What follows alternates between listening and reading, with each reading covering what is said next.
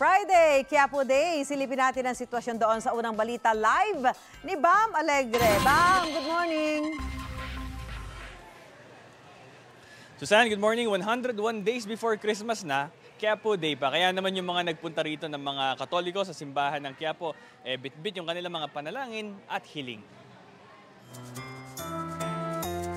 Marahil may makapag-iisip ng mag-early Christmas shopping ng mga pambatang laruan, kaya maagang naglatag ng paninda si Nanay Lulu Diga sa likod ng Quiapo Church.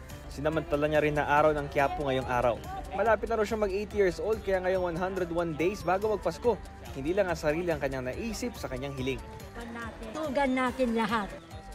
Dito sa Pilipinas, yung walang lindol, walang lahat, malapit ng Pasko, lahat ng mga tao masaya, yung mga naghihiwalay na mag-asawa, magsama, yung mga bata na walang makain. Pamilya naman ang inspirasyon ni Bernardita Paule, kaya siya nagsisikap. Mahalaga sa kanya ang paparating na panahon ng Disyembre dahil magsasama-sama uli sa iisang bubong ang kanyang mga anak. Magsama-sama aming pamilya, tsaka maging successful ang mga anak sa kanilang mga sarili.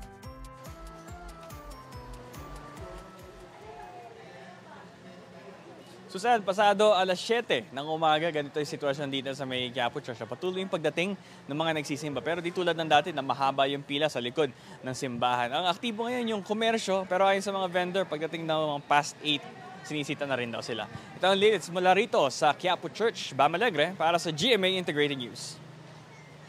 Mauna ka sa mga balita. Bisitahin at mag-subscribe sa GMA Integrated News sa YouTube. Sa mga kapuso abroad, samahan nyo kami sa GMA Pinoy TV at sa www.gmanews.tv.